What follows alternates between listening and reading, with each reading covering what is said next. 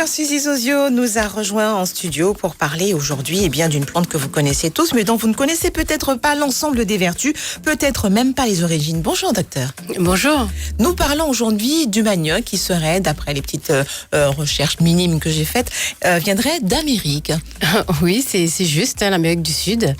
Effectivement, donc c'est une plante qui a été diffusée aux Antilles, donc les grandes Antilles, les petites Antilles, par les Européens, donc les Portugais, les Espagnols, qui ont récupéré cette plante en Amérique du Sud, vraisemblablement au Venezuela, et qui était déjà consommée par les Indiens d'Amérique. Effectivement, quand on est à l'école, on en entend parler donc avec les premiers visiteurs, les premiers habitants des Antilles.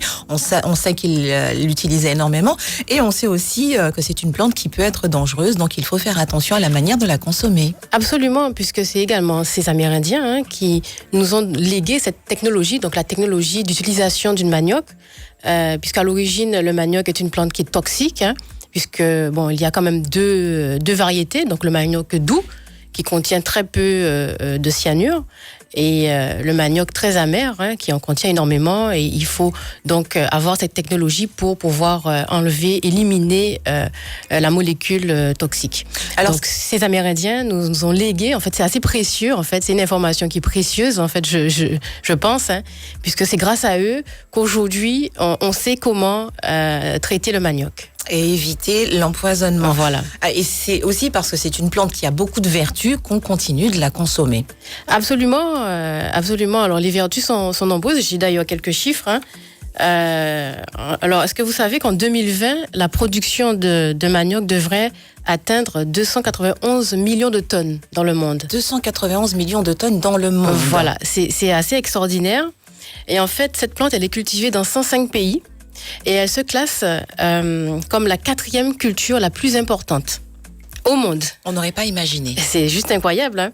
Et en fait, c'est un aliment de base pour près de milliards de personnes. D'accord. Donc, ce qui fait qu'elle est effectivement très utilisée, très appréciée et aussi pas mal transformée. Absolument. Donc, comme je disais, grâce aux Amérindiens, on sait comment transformer le manioc, plante à l'origine toxique, en plante comestible, donc en farine. Et d'ailleurs, beaucoup ne le savent pas. Donc, lorsqu'ils consomment du tapioca, ils consomment aussi du manioc. Oui, puisque c'est l'amidon de manioc, le tapioca. Et au final, le compte, lorsqu'on transforme le manioc, on va donc avoir deux types de produits. L'amidon. Oui. Et les fibres d'un côté. Et au final, compte, lorsque vous achetez la farine de manioc au marché, chez les agrotransformatrices, vous avez donc une farine qui est un mélange de fibres et d'amidon. D'accord, donc ensuite, les deux sont liés. Voilà, les deux sont dans la farine, on va retrouver les deux. Alors, en fonction des procédés, c'est vrai que y a certaines agrotransformatrices qui vont rajouter un peu moins d'amidon et plus de fibres. C'est là que va se situer en fait les différences. Ensuite, lorsque vous achetez une cassave, oui, certaines agrotransformatrices vont donc privilégier l'amidon pour faire les cassaves, et d'autres vont rajouter un peu de fibres, donc un peu de farine à l'amidon pour fabriquer les cassaves. Donc c'est pour ça qu'on a des textures qui sont différentes en fonction de la fabrication, quoi. Ce qui explique aussi que selon la texture choisie, c'est plus ou moins digeste. Oui, alors c'est vrai que les fibres ne sont pas digestes, c'est vrai. Toutefois, elles ont un rôle très important pour la santé, puisque dans le manioc, on va retrouver deux types de fibres. Donc des fibres qui sont solubles et qui vont donc nourrir les bactéries intestinales, donc nos fameux petits compagnons qui nous rendent des services extraordinaires. Donc on ne va pas effectivement digérer ces fibres, même si elles sont des fibres, elles sont solubles, mais c'est uniquement les bactéries qui vont les utiliser, les transformer et fabriquer donc des molécules santé. Ce sont des acides gras à courte chaîne qui vont rayonner dans tout notre corps et nous protéger, renforcer notre système immunitaire. Donc ça, c'est les fibres solubles. Dans le manioc, on va retrouver également les fibres insolubles. Alors elles ont deux rôles. Donc elles vont améliorer le transit intestinal, mais elles vont aussi permettre de capter les métaux lourds et les molécules toxiques qu'on aurait pu ingérer. Un et peu elles comme vont, un filtre. Voilà, elles vont plutôt les compacter.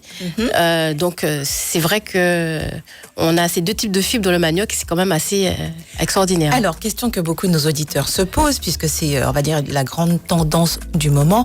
Y a-t-il ou pas du gluten dans le manioc? Absolument pas. Donc, on peut consommer tranquillement. Voilà, donc une des forces du manioc, c'est effectivement que cette plante ne contient pas de gluten. Alors, je voudrais signaler que vous allez être en conférence dans pas très longtemps. Donc, pour nos auditeurs de l'autre côté de l'océan, c'est important de le savoir. Absolument. Alors, c'est au cours du festival Écozone à Nanterre.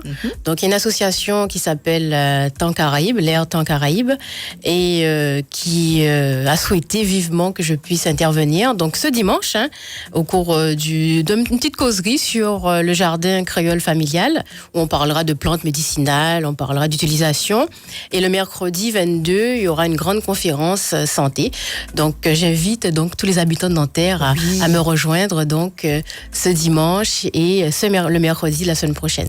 Eh bien, c'est noté. On rappelle que cet entretien donc fait l'objet d'un Facebook Live. Donc, nos auditeurs vont pouvoir le retrouver. Merci d'avoir été avec nous, Suzy Zozio. Avec plaisir. On vous retrouve dès la semaine prochaine sur RCI.